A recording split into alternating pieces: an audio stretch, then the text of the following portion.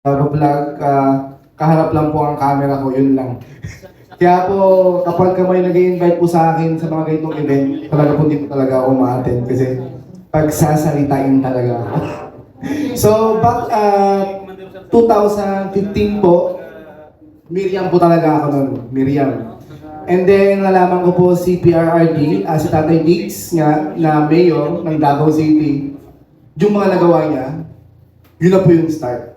Na imbis na mag-Miriam ako, kay ano na ako, kay Mayor PRRD na ako.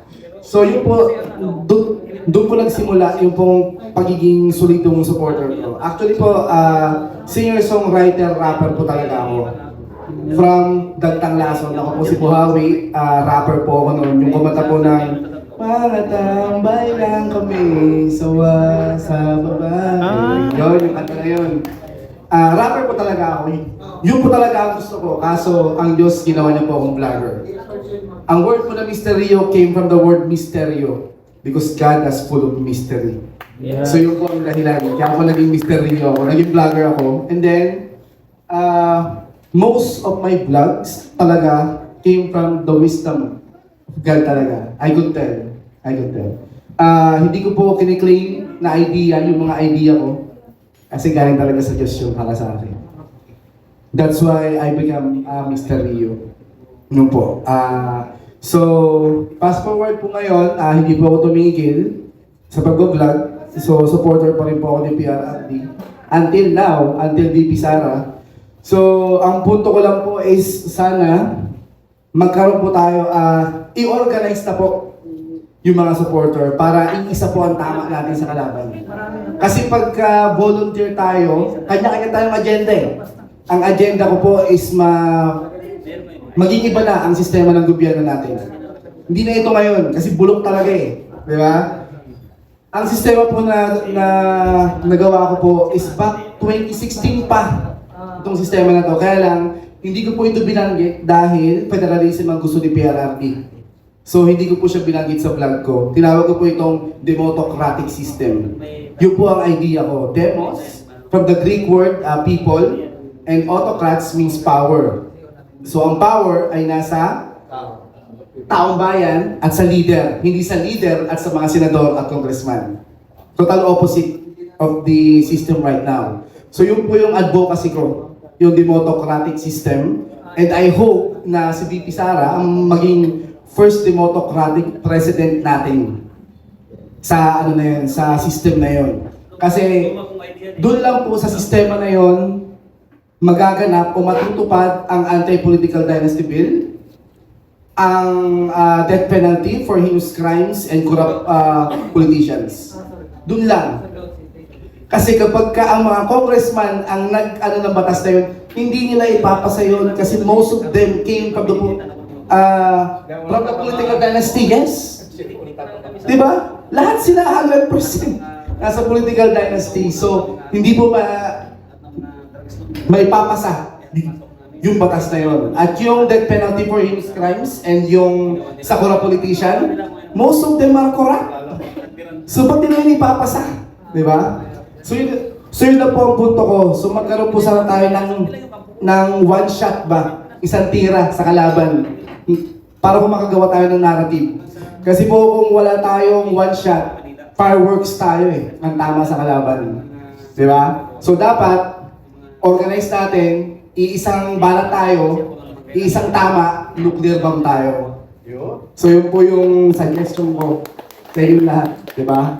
So yun po, maraming salamat po kay Ma'am Katrina, Ma'am Telma, at sa lahat po, Sir Bong, sa lahat po. Maraming salamat po for having me. Thank you very much po. Na ako'y at long last makarating dito. Marami ng invitation sa akin na aking kaibigan na si Katrina, pero dala po nung iba-ibang sitwasyon yung ating mga schedules hindi nagtatagpo.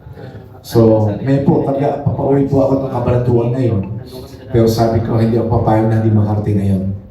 At I'm glad narito ako kasama kayo.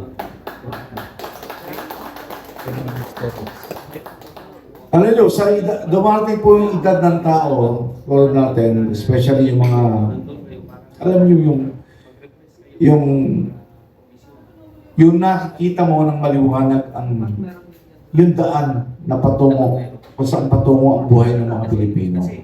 So, napagdaanan po natin lahat ng yung mga daan na yan. At nakikita natin sa panahon ngayon, nagsimula po ang napakalaking pagbabago, pag-asa ng panahon na dumating si Tatay Digong bilang Pangulo ng Pilipinas. At tayo po lahat ay umasa na yun ay magtutuloy-tuloy na. Noong panahon po na yun, lagi pa po tulad ni Brother Rio, lagi po ako nasa abroad at ako yung napaka-proud na pag sinabi, uy, Pilipino? Yes, I'm a Filipino. Ngayon po, pag nasa abroad ka, sabi, Pilipino ka? Oh, hindi, Chinese ako. Ganun yung ano eh. Hindi mo ipagmamalaki, ikakahiya mo talaga. For the first time in my life, yung panahon ni Tatay Digong, I was so proud to be called Pinoy. Kahit sa anak mo, kaya sa Asia, kaya sa Europe, basta na, Pinoy? Yes. Ano, Duterte? Yes. Yun ang kasunod ka agad, Pinoy? Duterte? Ngayon.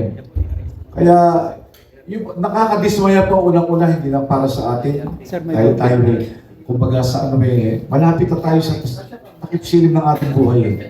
Ito po ang ating mga pangarap ay para sa ating mga anak at sa mga susunod pang lahi, susunod pang henerasyon na tayo ang magtataguyod kung paano mabubuhay ang mga Pilipino na kasunod ng ating henerasyon at kung ano ang ating maipapamana sa kanila. So, sa maliit na bagay na ating magagawa, ito po, tulad itong ating pagtitipon, kailangan po ng mga Pilipino ang ganitong klaseng pagtitipon at ako po'y nananalangin at umaasa na hindi po mababaliwala ang ating mga ginagawa para magkaroon ng magandang resulta at magkaroon ng magandang kinabukasan ang mga susunod pang lahi. Sinasabi ko po, ito ay hindi na po para sa atin, kundi para sa mga susunod pang henerasyon ng ating mga pamilya. Maraming salamat po at lagi po tayong manalangin at patuloy na huwag mo wala ng pag-asa. Sabi nga ni Tatay Digong, lahat po ng oras, lahat po sa buhay po ng tao, dumarating ang lahat ng oras. At lahat ng katapusan, lahat ng kasamaan ay may katapusan. At lahat po ng magandang resulta sa biyaya po ng Diyos, makakamtan po natin. Maraming salamat po.